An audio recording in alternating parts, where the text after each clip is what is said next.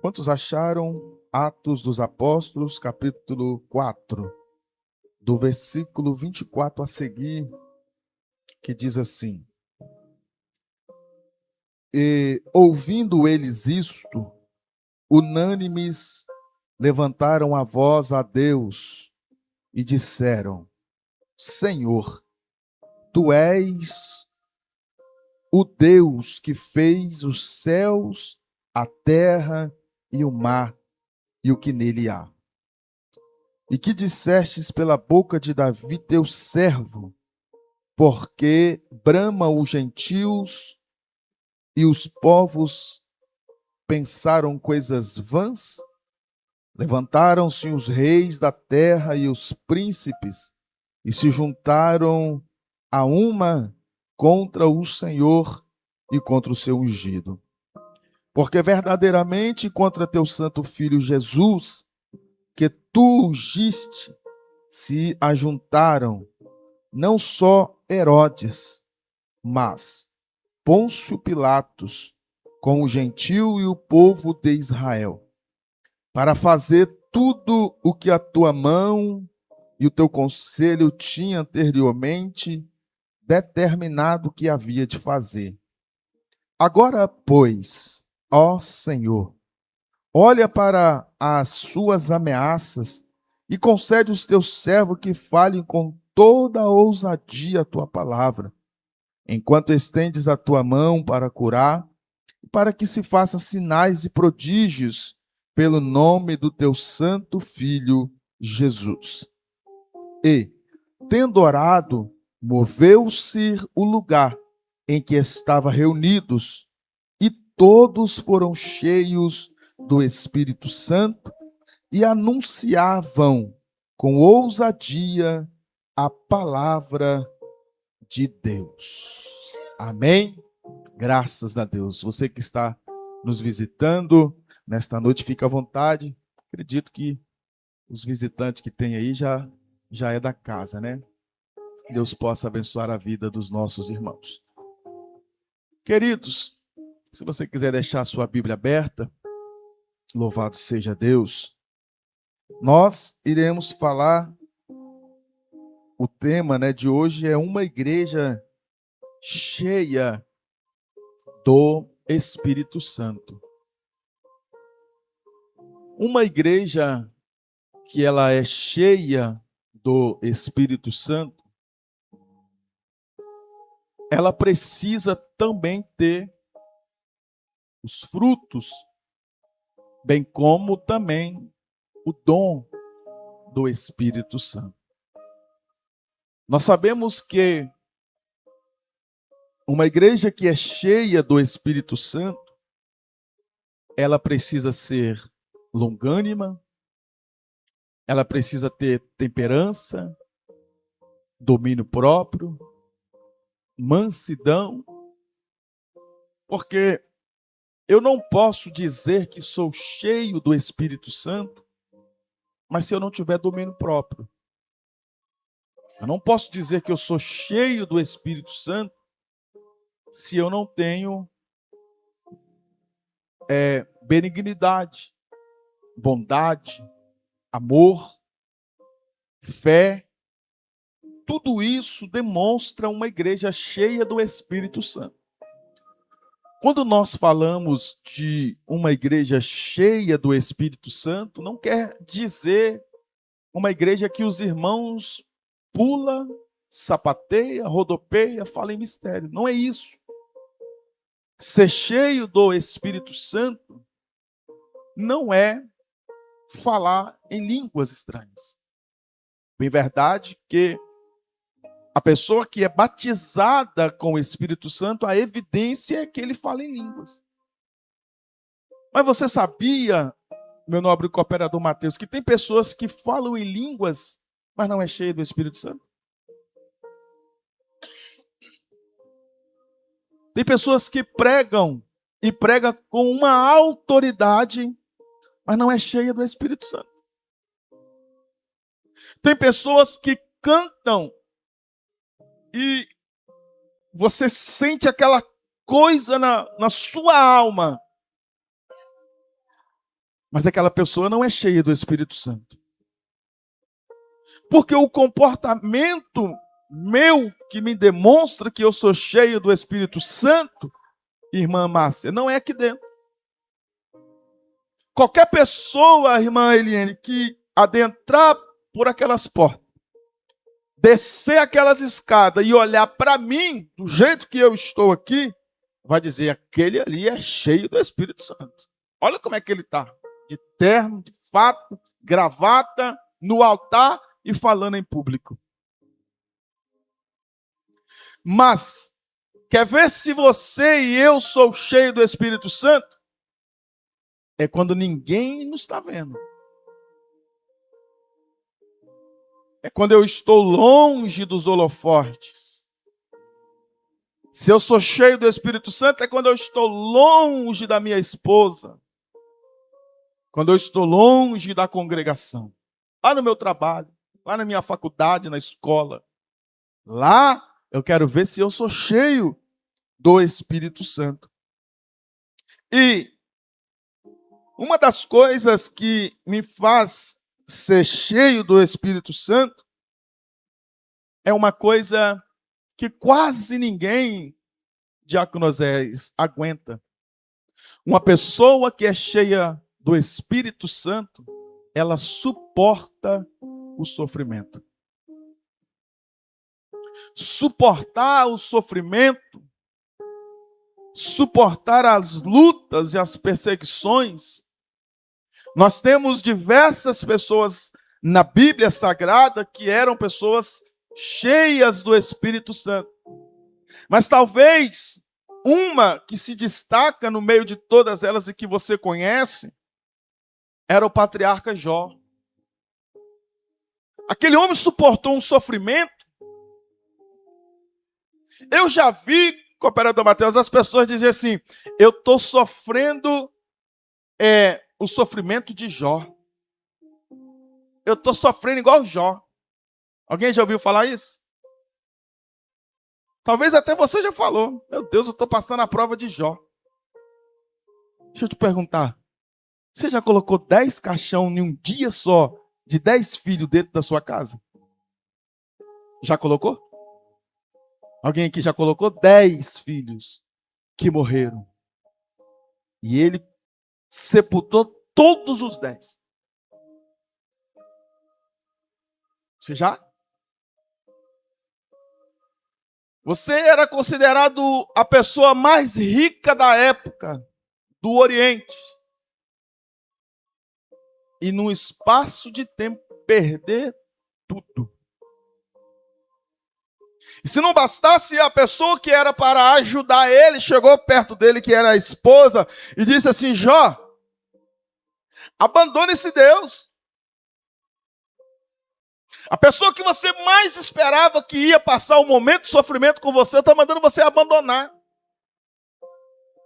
A sua esposa já disse isso para você alguma vez? Ou o seu esposo já disse isso para você alguma vez? Vamos abandonar isso. Vamos caçar outra coisa para fazer. Vamos parar com esse negócio de ser crente que não está dando.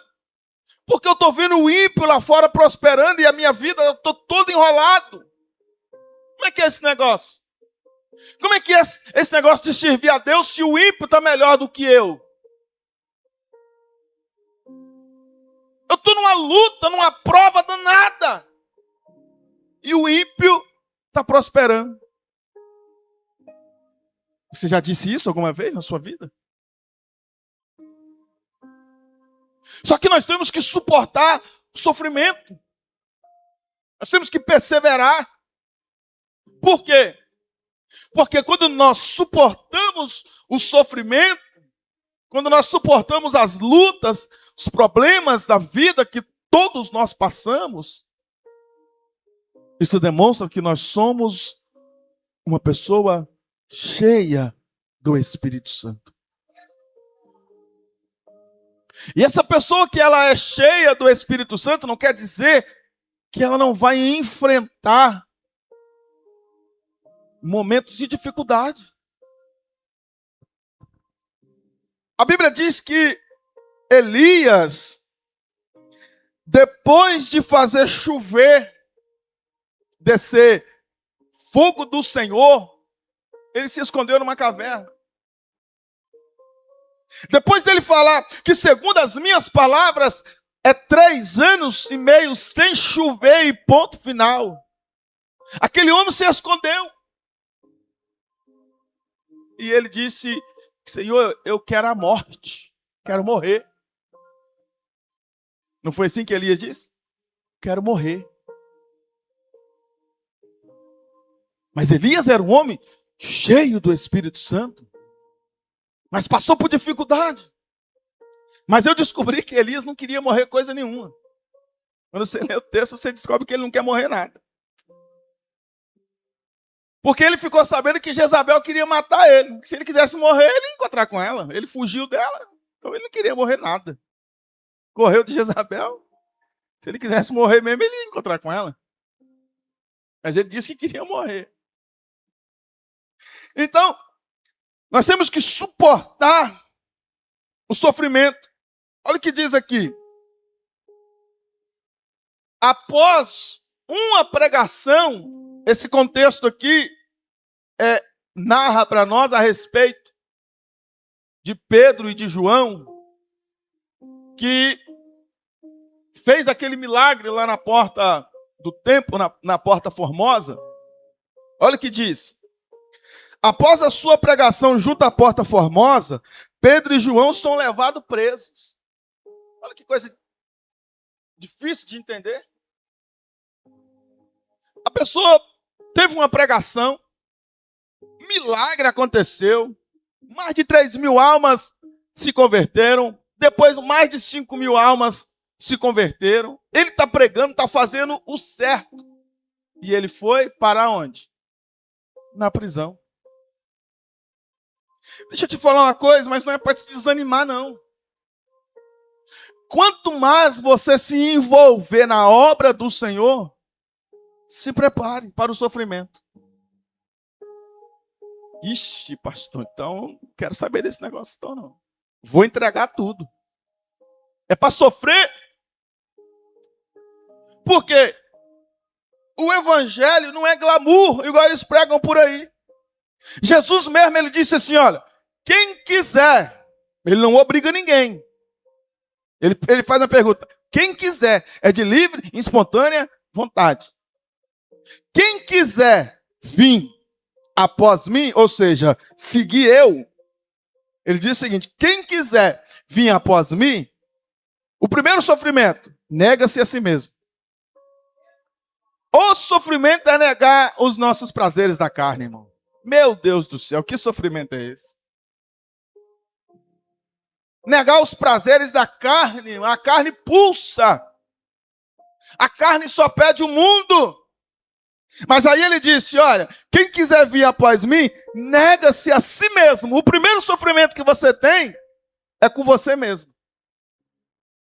Porque tem hora que dá vontade de brigar, dá vontade de pular, dá vontade de bater, dá vontade de fazer, dá vontade de acontecer, dá vontade de fazer tudo.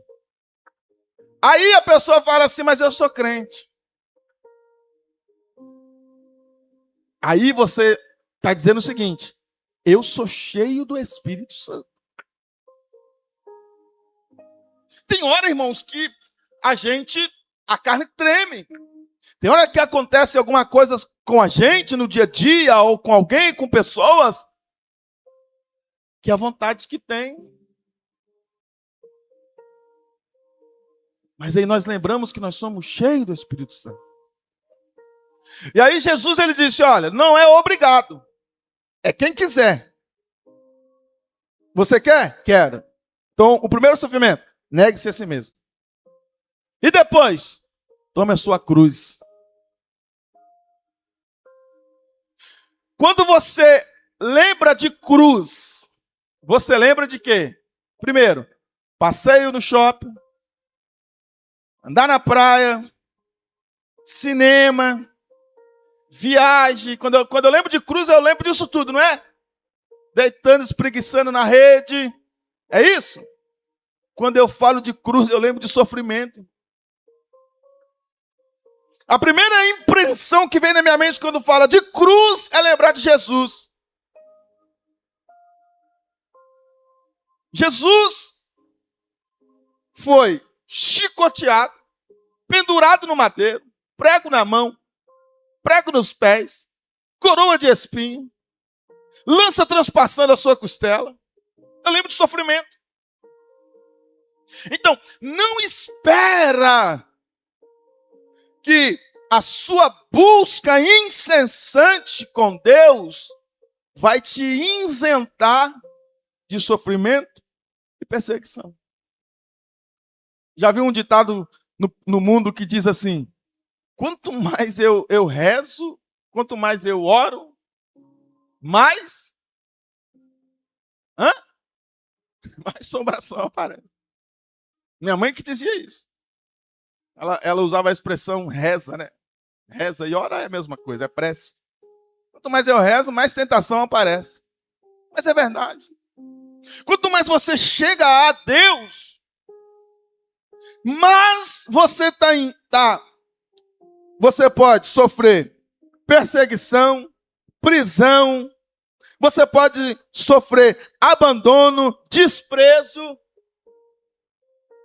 Porque as pessoas olham para nós, irmã Thalita, quando vê a gente pregando com unção, louvando com unção, querendo fazer a obra de Deus como deve ser, eles querem dizer assim, quer se aparecer, quer se mostrar. Não é que eu quero me mostrar. É porque por trás desse louvor que eu estou louvando, por trás dessa pregação que eu estou pregando, houve uma renúncia, houve um tempo, houve uma dedicação. Houve algo que foi preparado. A Bíblia diz que entra no seu quarto e fecha a sua porta e ora a Deus em secreto, porque em público o Senhor vai te recompensar. Então, aqui está dizendo que após eles pregar a palavra do Senhor, eles foram presos.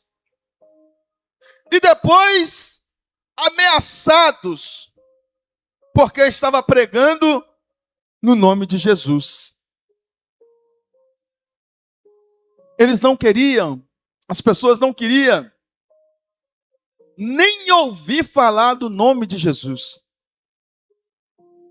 As pessoas não queriam que o nome de Jesus fosse pregado.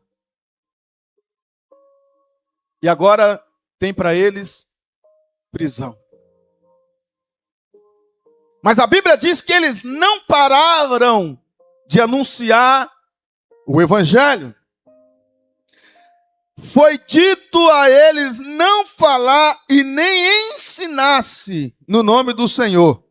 A ordem era clara, mas os apóstolos estavam dispostos a pagar o preço de não seguir.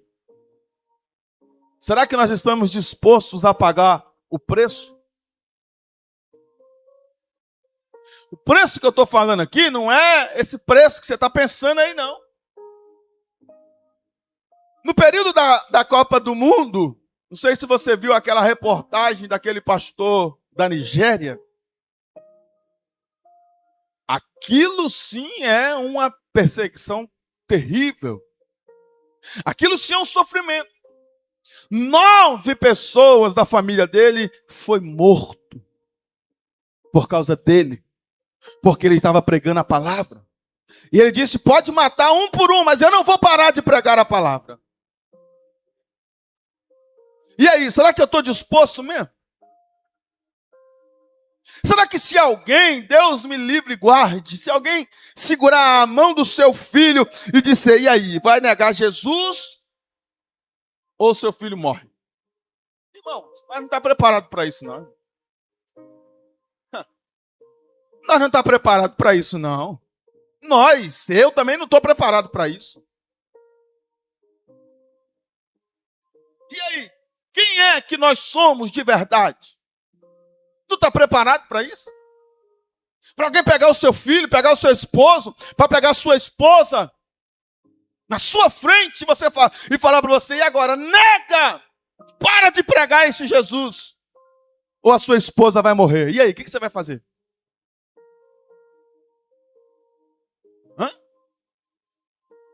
Tem uns que vai falar assim, vou aproveitar que eu já estou doido para me livrar logo. Já estava querendo achar uma brecha, a brecha chegou. Deus é comigo, Deus ouviu minha oração. Deus é fiel. A resposta chegou. Mas nós não estamos preparados para isso, irmão. Aqui está dizendo que a ordem era para parar. Chega alguém na nossa casa e fala assim, olha, Marco Venâncio, a ordem é para você parar de pregar o evangelho. Senão a sua filha, ou a sua esposa, ou sua mãe, ou sua irmã, ou seu sobrinho, ou sua sobrinha, ou alguém vai pagar um preço se você não parar. E aí? O que nós vamos fazer? Irmão, vamos ser sinceros para nós. Vamos ser sinceros. Se tiver alguém com um filho nosso fazer uma videochamada para nós, dizer assim, olha, ou você para com esse negócio de ser crente, ou o seu filho ou a sua filha você nunca mais vai ver. Irmão, agiram com perseverança. Isso tudo porque eles estavam cheios do Espírito Santo. O dia que nós, eu, você, entendermos que nós precisamos todos os dias nos encher do Espírito Santo, nos entregar a Ele sem reserva, deixar de lado as preocupações e dizer, eu estou na dependência dEle. Porque se eu sou cheio do Espírito Santo, eu estou dizendo, eu estou na sua dependência. Se eu digo que sou cheio do Espírito Santo,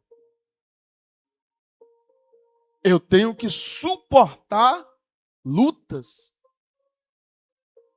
Tem crente, irmão, que no primeiro vento da vida dele, ele já desvia. Ele não aguenta luta. Ele não aguenta uma perseguição. Ele não aguenta nada.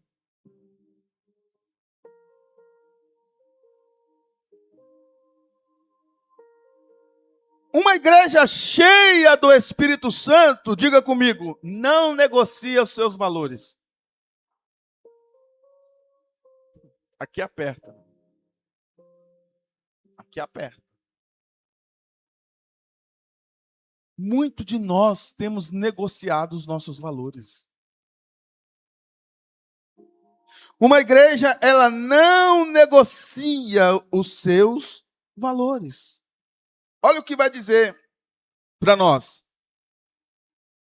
Quando a classe sacerdotal intimou os apóstolos e lhe deram ordens expressas para que eles não falassem nem ensinassem no nome de Jesus, a resposta dos apóstolos foi: julgai-vos se é justo diante de Deus. Ouvir-vos antes a vós do que a Deus. Em outras palavras, os apóstolos afirmam que não negociam a sua fé. Eles não abriram mão dos seus valores. Jovens que aqui estão, não negociem os seus valores, os princípios, na escola, na faculdade, na rua. Você é um jovem cheio do Espírito Santo. Nós, homens, obreiros da casa do Senhor, nós não podemos negociar os nossos valores. Irmãs, mulheres de Deus, você não pode negociar os seus valores e a sua fé. Você não pode se deixar se corromper. você tem que ter postura. Você e eu somos embaixadores e representantes de Deus na terra.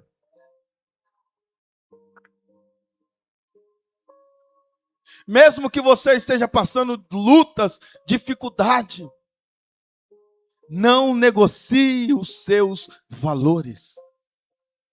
Não abra mão da sua fé. Acredite que Deus, Ele pode transformar e mudar o teu sofrimento em alegria. A tua noite de choro em bonança. Já dizia o salmista no Salmo 30 e no verso 5, o choro pode, condicional, até durar uma noite inteira, mas, afirmação, a alegria vem pelo amanhecer. Talvez você está passando nesse momento, essa noite de choro, de luta, de problema, e você está dizendo, eu vou parar, eu vou abandonar, eu vou largar tudo, vou abandonar tudo aquilo que eu aprendi. Não faça isso.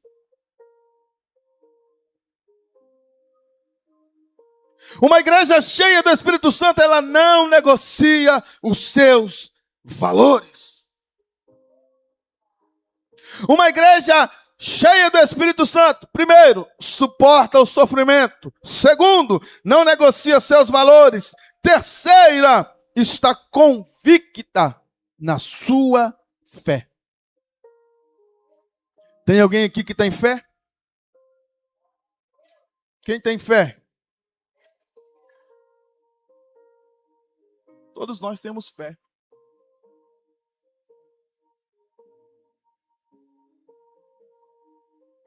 Mas qual o tamanho da sua fé? A sua fé de quando você vê um problema e você coloca o problema maior do que a sua fé?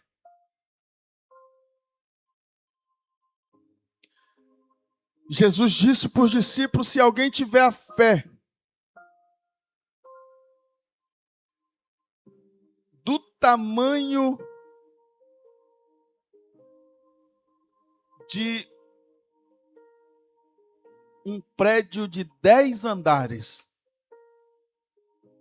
Foi isso que ele disse? Ele disse, se alguém tiver fé do tamanho de um grão de mostarda. Depois você pesquisa, a semente da mostarda, ela é a menor entre todas as hortaliças. O irmão está dizendo que já viu, é pequenininha. Você põe na palma da mão, é pequeno. Ele disse assim, se você tiver a fé do tamanho de um grão de mostarda, ele disse assim, você vai ordenar a esse monte, vai para lá, vai para cá, essa montanha vai para ali, isso, do tamanho de um grão de mostarda. Só, irmã Eliane, que tem um detalhe. Depois você estuda. O grão de mostarda, ela é pequena.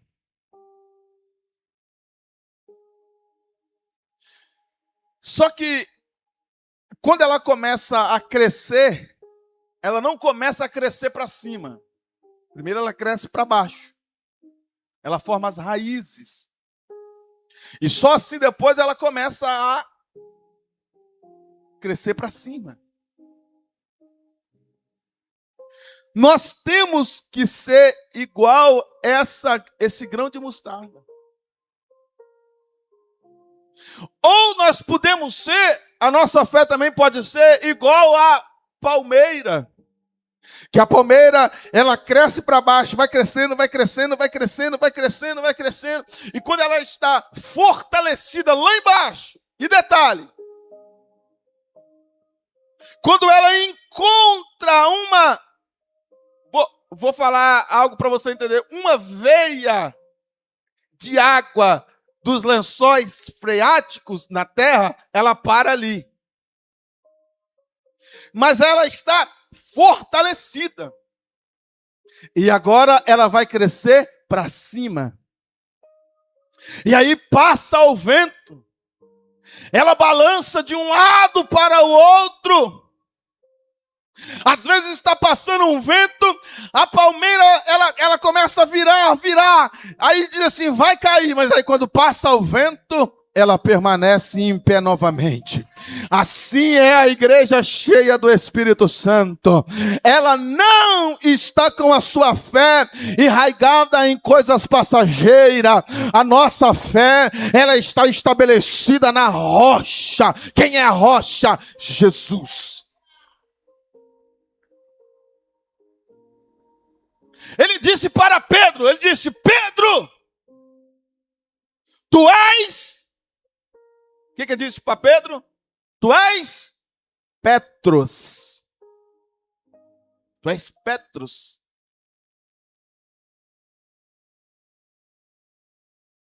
E sobre esta pedra eu vou edificar a minha igreja. Ali, se você não não examinar o texto, você pensa que Jesus está dizendo para Pedro. Mas quando ele diz assim, você é pedra, ou Petros, que é casquilho, pedaço de pedra, ele diz, você é Petros, você é pedaço de pedra. Mas aí, ele aponta o dedo para ele mesmo, Jesus disse assim, e sobre esta pedra eu vou edificar a minha igreja, e a porta do inferno não vai prevalecer contra ela. Então nós temos que estar enraigados nessa pedra. Então, a igreja que é cheia do Espírito Santo, ela suporta sofrimento, não negocia valor, e está convicta da sua fé. Só que quando fala que a igreja cheia do Espírito Santo ela é convicta de fé, não é que nós temos que ficar de braços cruzados. Porque a fé sem obra, ela é o quê? É morta.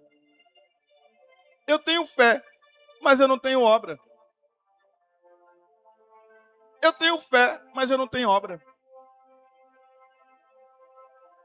O que eu estou fazendo para Jesus? O que nós estamos fazendo para Jesus? Pergunte a essa pessoa que está do seu lado. O que nós estamos fazendo para Jesus?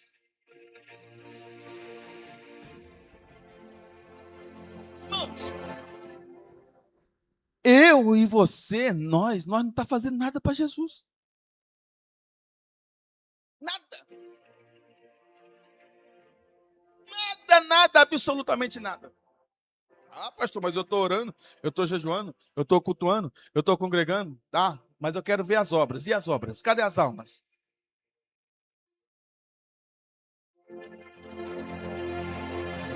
O nosso sistema, do nosso cadastro, nós temos cadastrado mais de 60 pessoas. Mais de 60. Se cada um de nós ganhasse uma alma para Jesus, iria para quantos? Para 120 pessoas. Não ia caber aqui dentro. Já pensou nisso? Eu e você falar assim, eu vou adotar um amigo meu. Eu vou adotar uma amiga minha. Um parente meu. Enquanto ele não se converter, eu não vou largar ele. Vai me chamar de chato, de enjoado, vai me chamar de qualquer coisa, mas enquanto ele não se converter, eu não paro. E aí deu terça-feira, diga para ele, hoje é culto de ensino. Ah, eu não vou. Quinta-feira, culto de intercessão. Eu também não vou. Sábado tem EBT. Eu também não vou. Domingo é culto com o jovem. Vai indo. Uma hora ele vem, irmão. Uma hora ele vai vir. Ele não vai aguentar. Mas tem um dia que ele fala assim, eu vou ter que ir lá, porque senão esse crente não vai largar meu pé. Aí ele vem. Aí quando ele chega aqui, ele escuta uma palavra, ele escuta um louvor, e o coração dele se derrete na presença do Senhor. E aí nós ganhamos alma para Jesus, aí nós estamos fazendo a obra dele. Porque enquanto nós estivermos aqui, só pregando para crente, nós não estamos fazendo nada. Nós estamos nos enchendo, nos fortalecendo, aprendendo, ouvindo, mas nós não estamos fazendo nada. Uma igreja cheia do Espírito Santo está convicta da sua fé. Não se apoia em suposições e em fato. Os primeiros cristãos não apenas ouviram sobre Deus, mas também testemunhavam as suas obras. Eles não apenas ouviam, eles testemunhavam as suas obras. Irmãos, quanto tempo que tem que nós não... Vou falar dentro da nossa congregação. Quanto tempo tem que a gente não vê uma pessoa da nossa congregação sendo batizada com o Espírito Santo? Quanto tempo tem isso? Nós não estamos testemunhando. Nós não estamos vendo. Batismo com o Espírito Santo. Logo que eu entreguei a minha vida para Jesus, há uns anos atrás, era normal, num culto desse aqui, uma pessoa lá atrás ser batizada com o Espírito Santo. Era normal. Em escola bíblica dominical, era normal alguém ser batizado com o Espírito Santo. Em um culto de domingo à noite, não era só um, não, era vários. Mas e por que hoje a gente não vê? Será que Deus mudou? Será que Jesus, ele mudou? O Espírito Santo não é mais o mesmo? O que está acontecendo? O que está acontecendo é que às vezes eles não estão achando espaço suficiente para trabalhar no nosso meio. Tem um louvor, que acho que foi até a irmã Luzeni que louvou uns dias atrás aí, que eu até lembrei, que diz assim: Deus não pode operar onde há iniquidade. Onde há pecado. Onde há coisas ocultas, encobertas. Onde há transgressões. Onde as pessoas pecam e não confessam, e não deixam, não largam, não abandonam. Levam uma vida lá fora de pecado e quer cantar aqui no altar. Levam uma vida no engano, na mentira, na difamação, na calúnia, na prostituição, na pornografia, e depois quer ver milagre. Deus não vai fazer. Enquanto eu e você não entender que nós precisamos nos encher dele e abandonar o pecado, levar uma vida de santidade, as coisas não vão acontecer. E aí depois eles querem culpar o pregador, o pastor, quer culpar o ministério de louvor. Você viu? O ministério cantor. Que ministério frio? Não é. É você que está frio. É você que está ruim. É você que está gelado. Por quê? Se o Espírito Santo é o mesmo, se Deus é o mesmo, se Jesus é o mesmo, e as coisas aconteciam, por que hoje não acontece mais? Quem mudou foi nós. Então, a característica que uma igreja está cheia, ela tem que ter: suportar o sofrimento, não negociar valor e estar convicta da sua fé. É por isso que Deus, o Espírito Santo, não está mais agindo no nosso meio.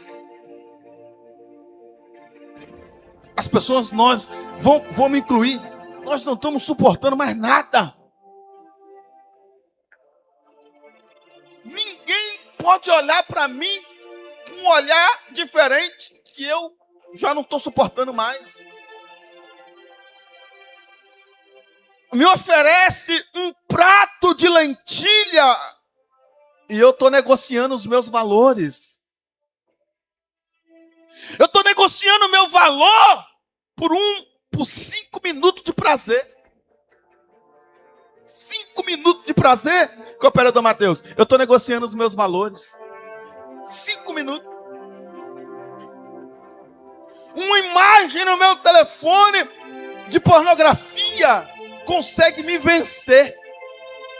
Mas depois eu digo que eu sou cheio do Espírito Santo. Mas como é que eu sou cheio do Espírito Santo se eu não consigo suportar o pecado? Se eu não consigo abandonar as práticas pecaminosas da minha vida? Como é que eu posso dizer que eu estou cheio do Espírito Santo se o meu coração está um emaranhado? A cunha da insatisfação tem tomado conta do meu coração. Nós estamos vivendo um tempo que nós temos que medir as palavras que a gente fala. É a era dos crentes de vidro. Não posso porque senão quebra.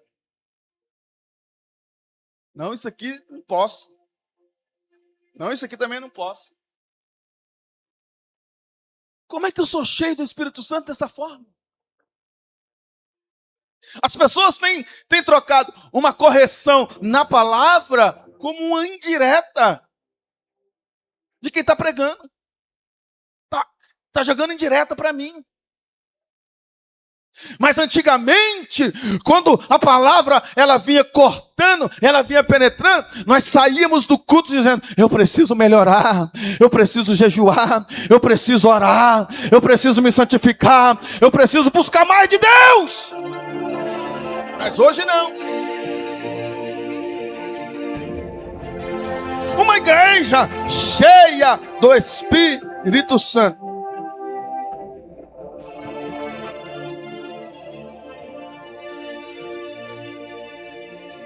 Suporta sofrimento, não negocia valor, está convicta da sua fé, e essa daqui é forte. Ora com propósito.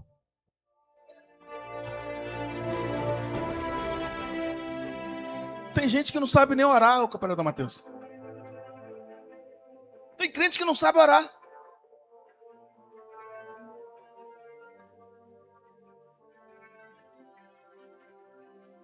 Tem crente que não sabe orar. A oração dele não tem propósito. A oração dele não tem um objetivo. Uma igreja cheia do Espírito Santo, ela ora com propósito. Quer ver? O crente mais velho da congregação Adefme Martins,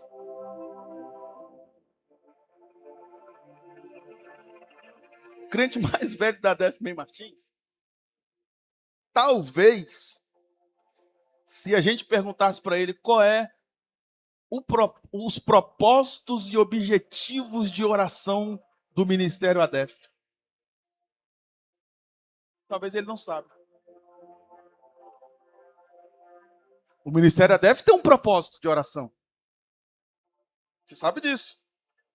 Nós temos um propósito. E qual é o propósito? Qual é o propósito de oração? Só para você ver, hein? Qual é o propósito de oração do ministério que você congrega? Apertou, né?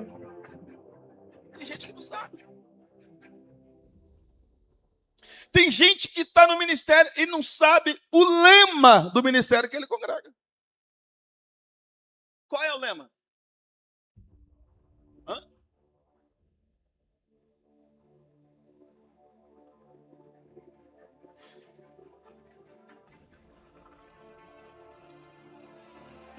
Então, nós precisamos ter propósitos. É um só povo. É uma só visão, um só espírito. Porque o poder eficaz do crescimento está em falar o quê? Uma língua só.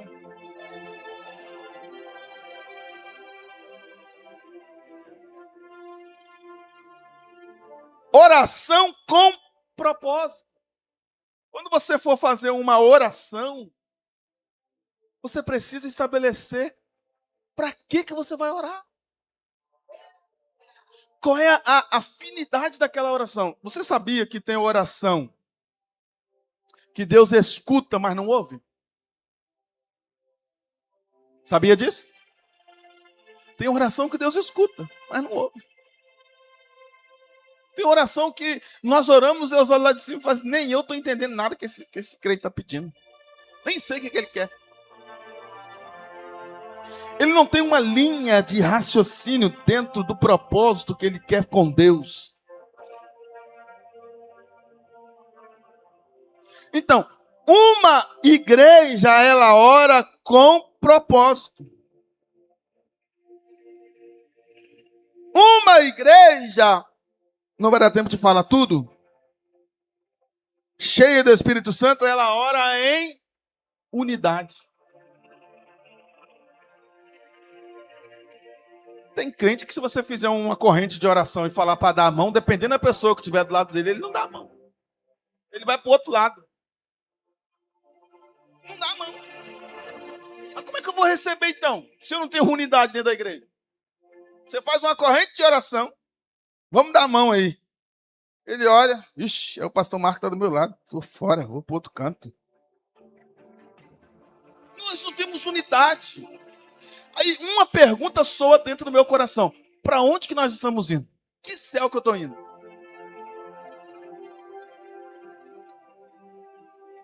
A igreja cheia do Espírito Santo, ela ora em unidade. E ela ora fundamentado na palavra de Deus. Eu achei interessante uma certa vez a gente fazendo um propósito na igreja de oração. E eu achei interessante o que a nossa irmã Elita faz. Ela de joelho dobrado, ela abre a Bíblia e começa a orar fundamentado na palavra. Vai citando o salmo, vai citando aquele monte de coisa, eu prestando atenção.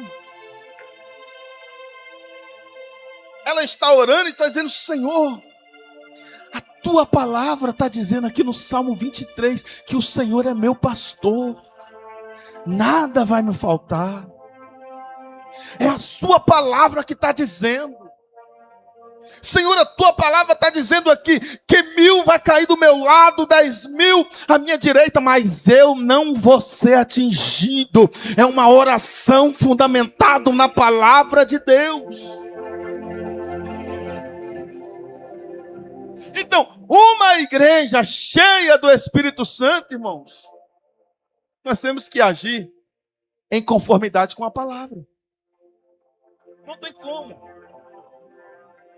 Eu finalizo. Uma igreja cheia do Espírito Santo, ela tem ousadia para enfrentar oposições do Evangelho. Tem gente que não está preparado, irmão, para alguém se opor à sua crença. Você falar sobre Jesus, as pessoas dizer que não acredita, a pessoa falar que não quer, a pessoa falar várias coisas da nossa crença, tem gente que fica irado. Tem gente que não consegue.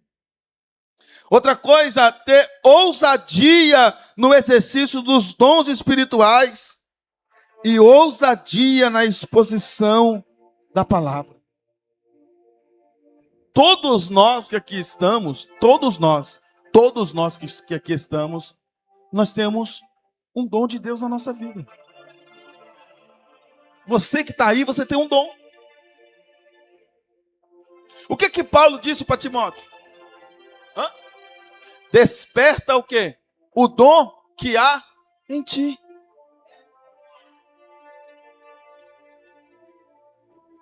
Então você tem que orar com um propósito.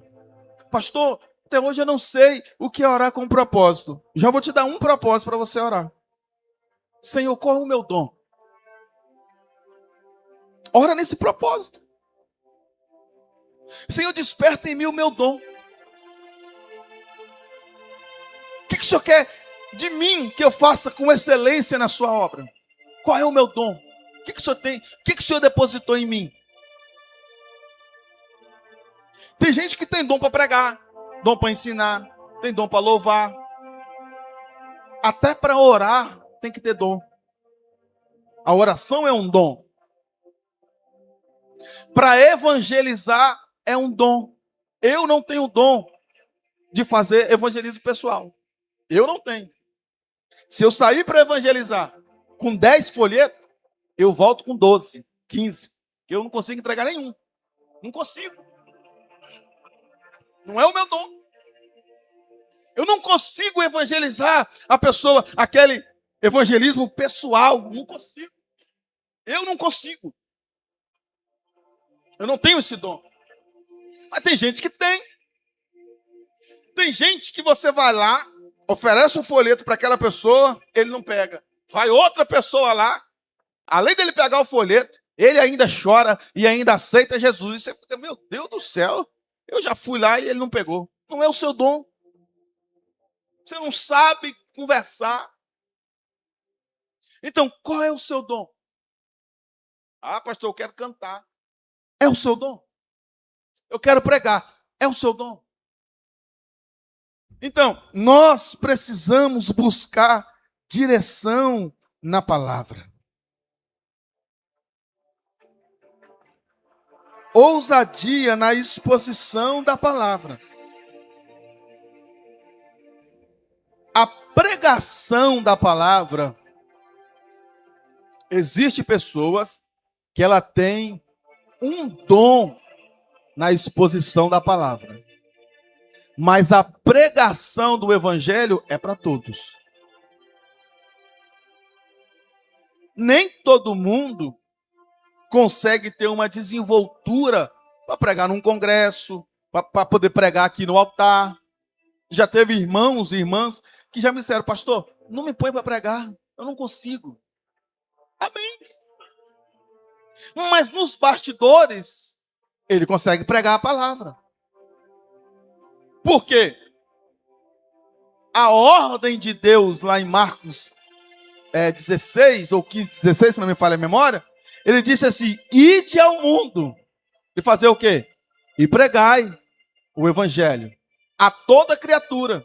Então, todos nós que aqui estamos, já temos essa ordem para poder pregar a palavra de Deus. Vamos